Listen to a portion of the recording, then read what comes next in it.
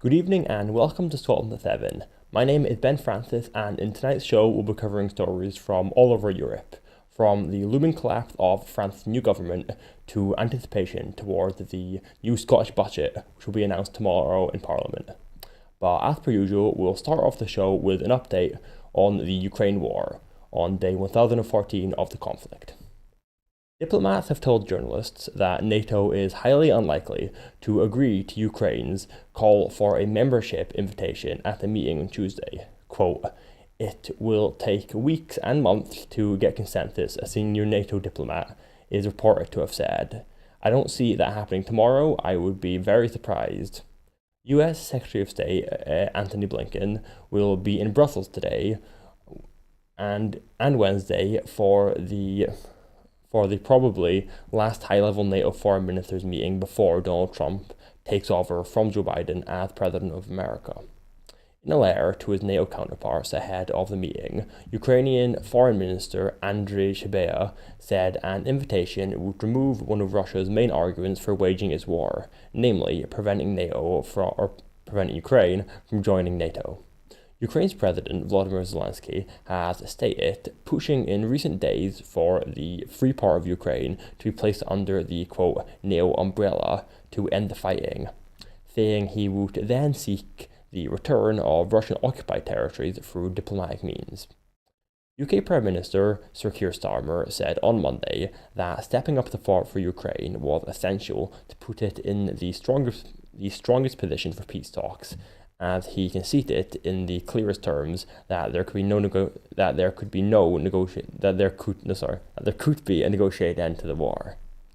An overnight attack by Russia targeted energy facilities in Ukraine's western Rivne and Ternopil regions, local officials said on Tuesday morning.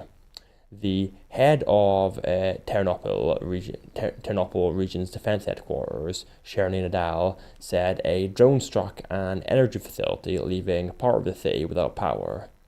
The Rivne governor, Alexander Koval, said emergency services were working on site and reported no casualties. A week ago, power across much of Ternopil region was lost in Russia's latest ever drone attack on Ukraine. The United States and Ukrainian defense chiefs on Monday discussed Russia's use of new ballistic missiles, preparations for the next meeting of arms donors, and plans for Washington's military aid next year. Both sides said the meeting came and the US said it would send Kiev another $725 million worth of missiles, ammunition, anti-personnel mines, and other weapons.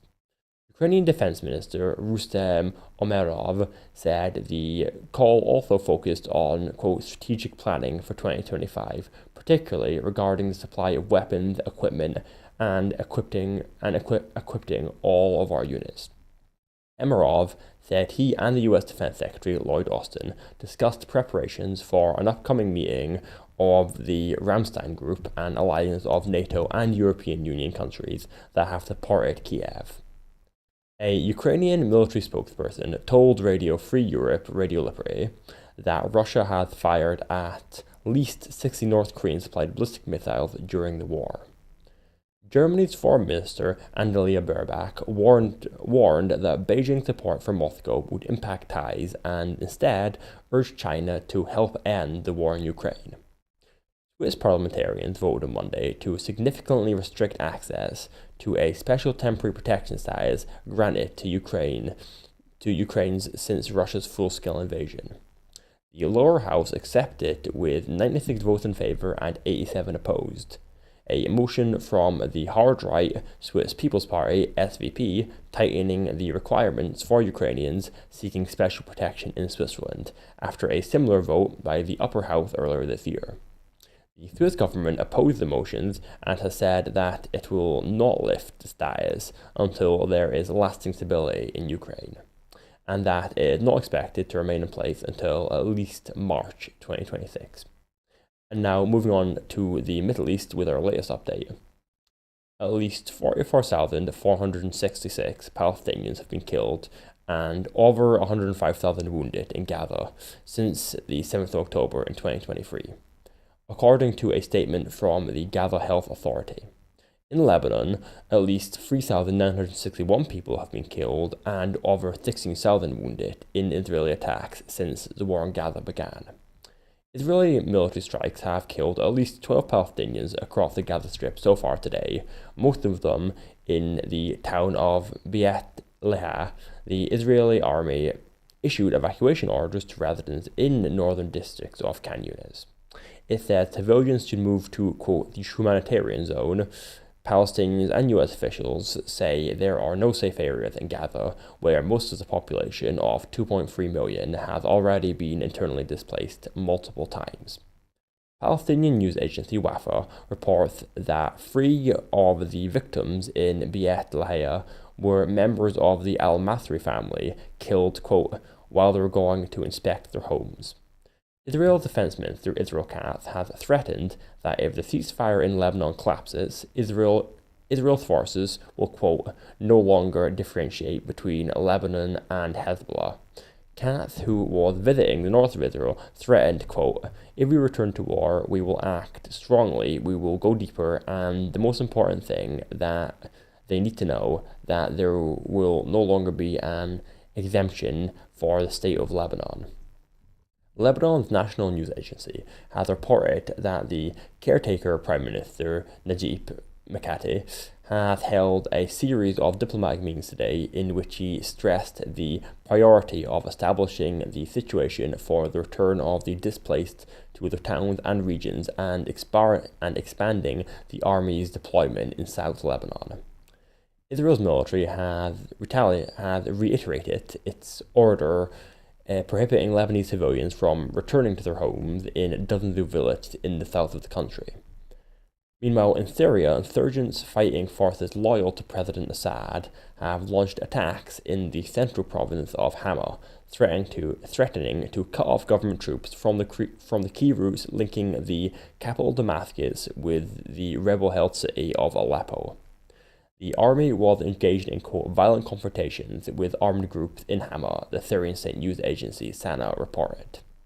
Iranian-backed Iraqi militias crossed into eastern Syria overnight in an attempt to shore up the struggling forces loyal to Damascus, battling an insurgency that has swept much of the country's northwest as Islamist militants seize control of Syria's second biggest city, Aleppo. Health services are no longer functioning in the Syrian city of Idlib after a series of airstrikes on key hospitals damaged intensive care units and specialized services, doctors said.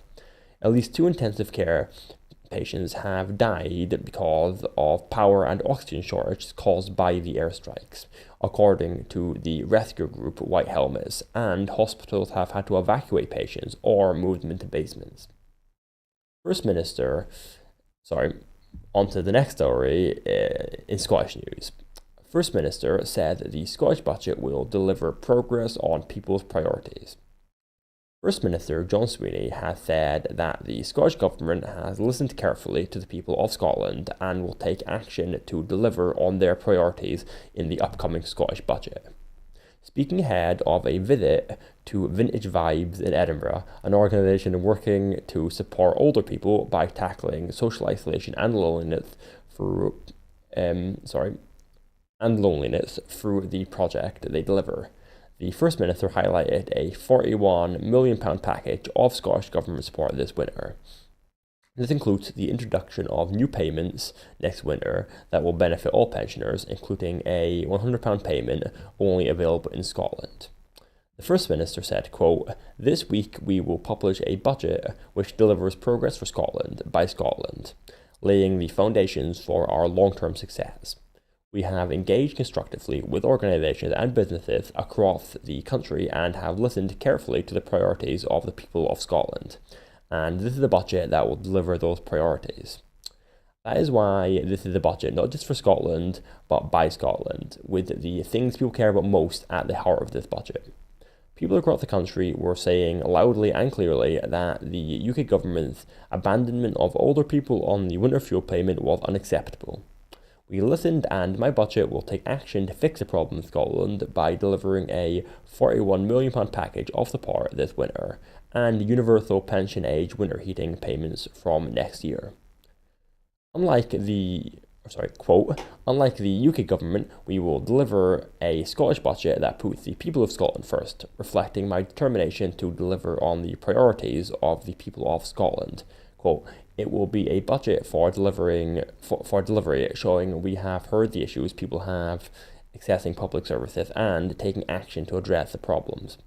It will be a budget for hope, putting in place the investment that will set us up to win big in the years to come, creating more and better jobs and putting more money in people's pockets. And on to another story about Scotland. Audit Scotland report accuses the Scottish Government of not having a clear plan to deliver NHS vision. In a report published today, Audit Scotland has said that the Scottish Government needs a delivery plan that clearly explains to the public how it will reform the National Health Service and address the pressures on services. The report said that despite increasing funding and staffing, the NHS in Scotland is still seeing fewer patients than before the COVID-19 pandemic. The Audit Scotland report says, commitments to reducing waiting lists and times have not been met. The number of people remaining in hospital because their discharge has been delayed is the highest on record, and National Health Service initiatives to improve productivity and patient outcomes have yet to have an impact and lack clear progress reporting.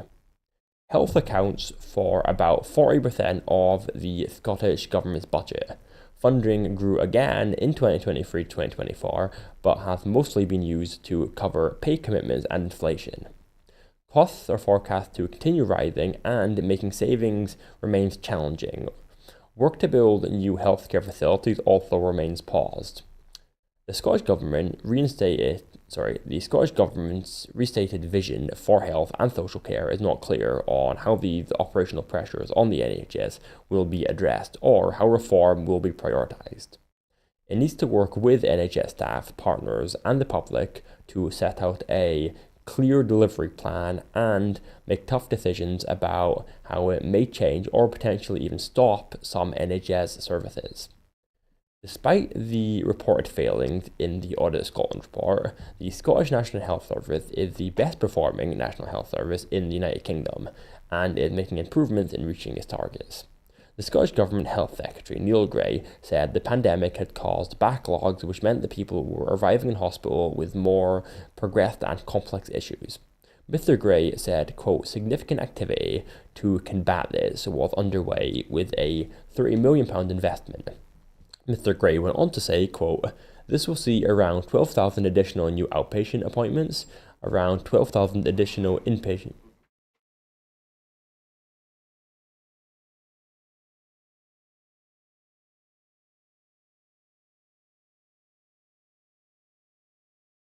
Year, we are providing more than 19.5 billion for health and social care under this government funding for the National Health Service has increased in real terms by 30%, he added. And now on to another story in Scottish news. Scottish Parliament votes for social security payments to increase in line with inflation. Payments to people in receipt of benefits will be protected from inflation after the Scottish Parliament passed the Social Security Amendment Scotland Bill today.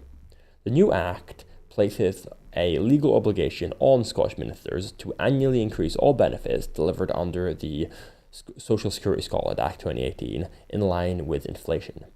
This action will help to protect the real terms value of payments such as the Best Start grants and winter heating payments as prices rise in the economy.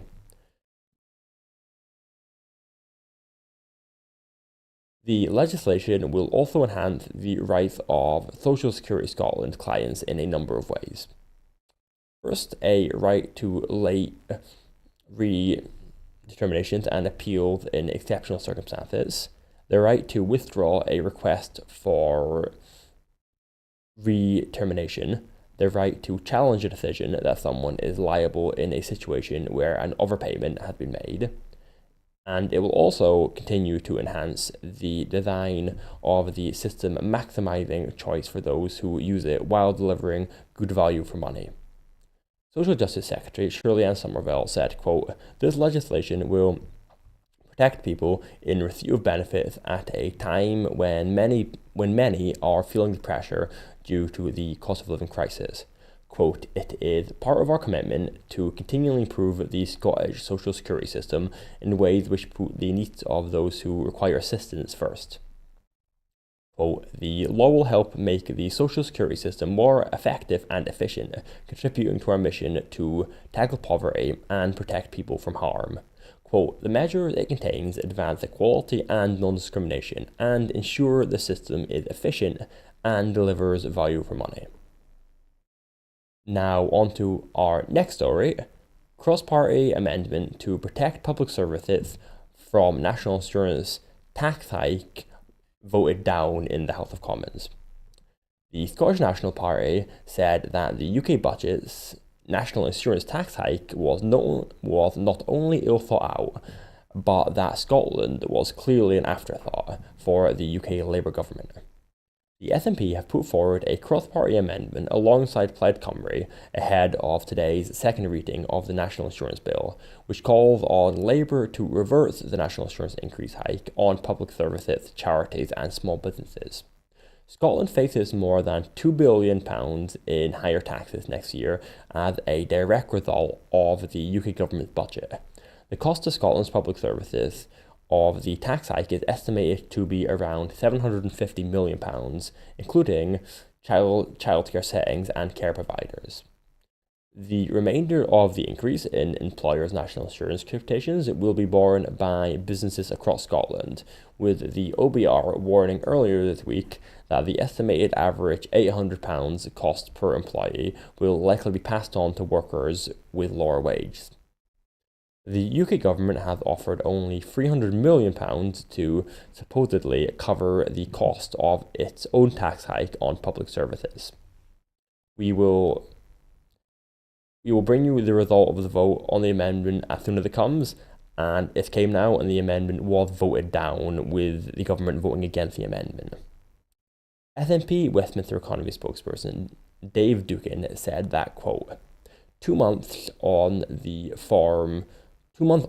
from the UK budget, and it is clearer by the day that not only was Labour's massive national insurance tax hike ill thought out, but that Scotland was clearly an afterthought.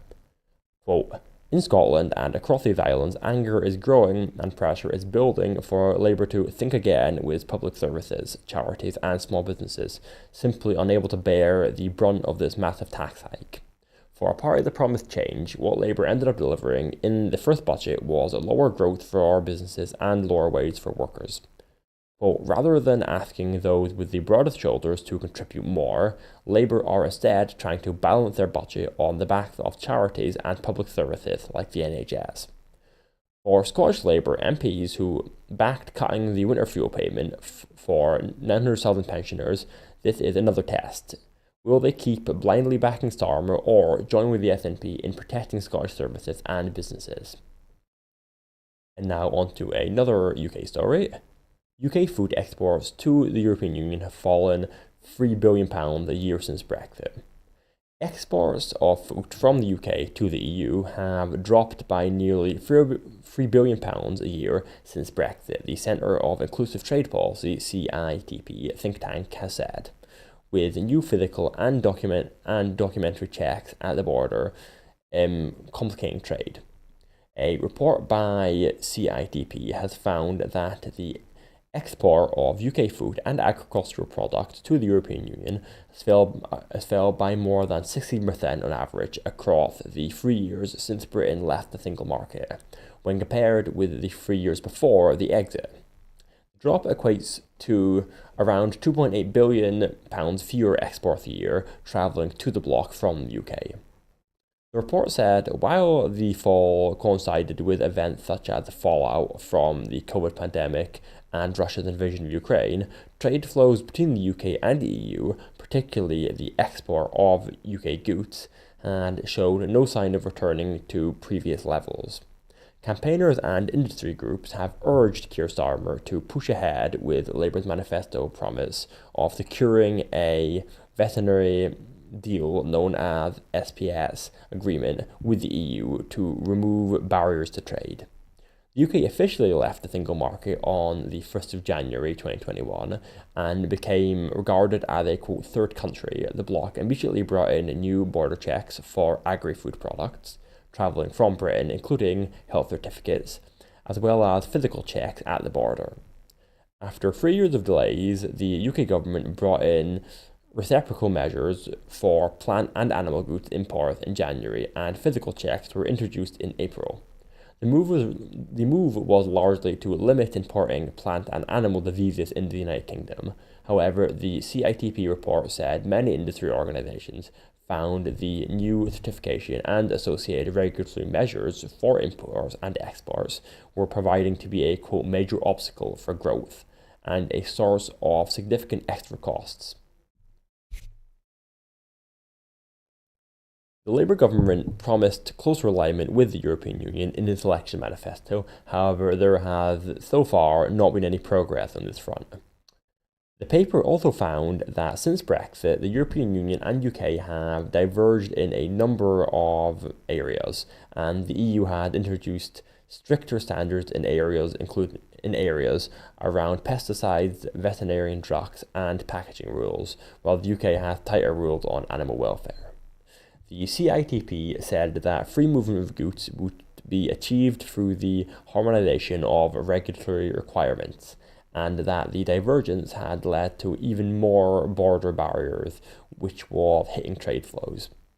Following Brexit, the Scottish Government introduced key legislation to keep regulations in Scotland aligned with regulations in the European Union. However, these can be overwritten by the UK Government using the UK Internal Market Act. And now moving to a European story on France. The French government is on the brink of collapse. France's minority government, led by centre-right Prime Minister Michel Barnier, is on the brink of collapse after opposition parties announced they would push a vote of no confidence in Barnier's government. This followed the government, which is made up of ministers from Macron's centre-right Renaissance Party and the right-wing Republican Party, announcing it would push through its budget without a vote in the National Assembly. The government's budget, which is set to cut public services and raise taxes, is opposed by the left-wing New Popular Front, NFP, and the right-wing National Rally. Following the announcement, the leader of the National Rally, Marine Le Pen, announced her party would table a motion of no confidence in the government, and in addition, the leader of France Unbowed, a left-wing member of the New Popular Front, has also put a second motion of no confidence in for the government. Marine Le Pen also announced that the National Rally would vote against the government in any no-confidence motion tabled by any party. So it looks very likely that the government will lose that vote, which is scheduled for tomorrow in the French National Assembly. No party won a majority of seats in the last French legislative election, so with the fall of Barnier's government impending, it looks unlikely any new government would be able to get the support necessary from the National Assembly. And additionally, Macron cannot call new elections until June 2025, as the French constitution does not allow him to dissolve the National Assembly more than once per year. So unless a broad coalition can form in France, it looks likely that the fall of this government could lead to political dysfunction for months to come. And now moving to a story about Germany. German courts rule former 100-year-old Nazi concentration camp guard can face trial. German authorities are pressing for a 100-year-old former Nazi concentration camp guard to face trial almost 80 years after the end of the Second World War. The highest regional court in Frankfurt said today it had overturned a decision by the lower court under which the suspect had been deemed unfit to stand trial. The suspect, named as Gregor Hornmanke by German media, was charged last year with aiding and abetting murder in 3,322 cases while working at the Sachsen concentration camp near Berlin between July 1943 and February 1945. However, an expert determined in February that Hornmanke was not fit to stand trial due to his mental and physical condition, and the court in Hanau decided not to open the proceedings against him.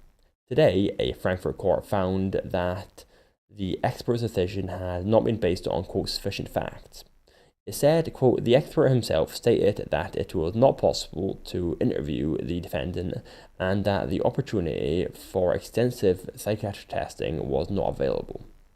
Germany has been scrambling to bring the last surviving former Nazi war criminal to justice since a 2011 landmark ruling paved the way for several trials.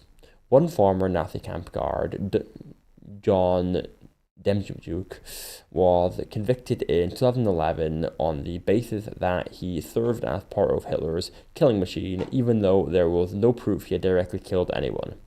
Since then, several former concentration camp workers have been found guilty of being accessories to the murder on the same basis. However, with time running out, many cases have been abandoned in recent years after the accused either died or were unable to physically stand trial. More than 200,000 people, including Jews, Roma, regime opponents, and gay people, were detained at the concentration camp between 1936 and 1945. Tens of thousands died there from forced labor, murder, medical experiments, hunger, or disease before the camp was liberated by Soviet troops. And now, in Scottish news, improvement in child mental health waiting times in Scotland.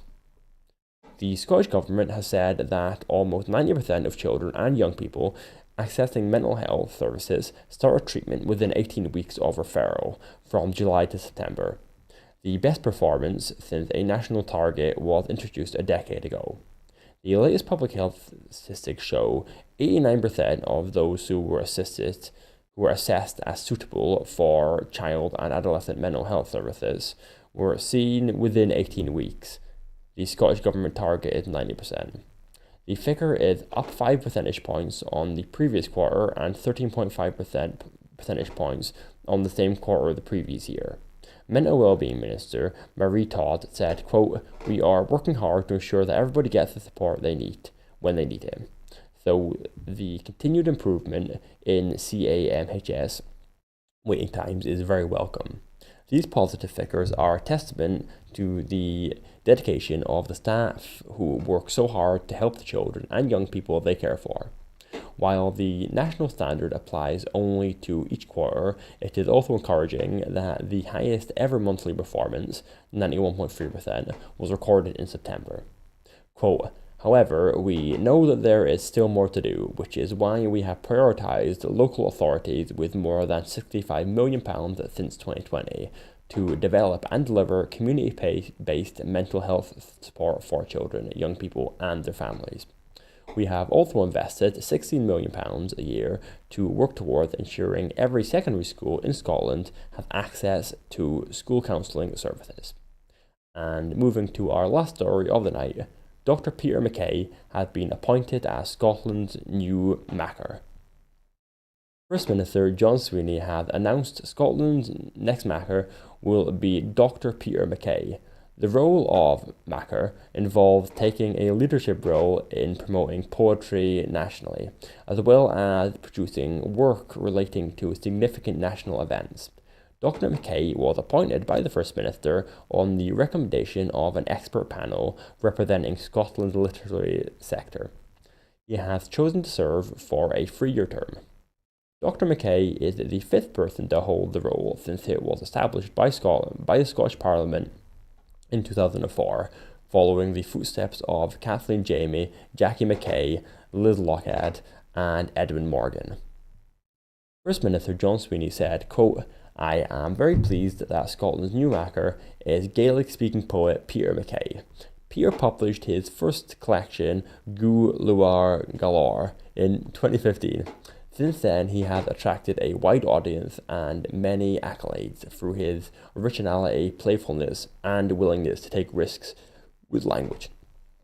Quote, with his keen understanding of how different languages interact with one another, Peter is well equipped to help forge strong connections between different linguistic communities across both Scotland and the rest of the world.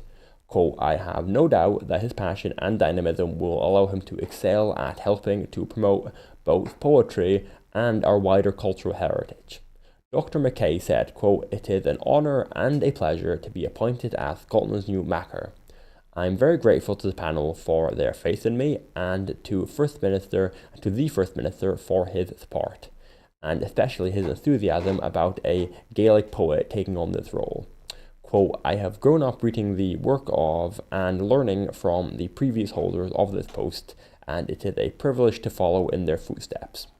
I hope to do justice to their example, their warmth and support for other writers, their gifts for laughter and their right phrases, their advocacy for poetry as being central to Scottish life, and a medium that can tell truths, slant, be shapeshifter, and help us see and come to terms with the world anew."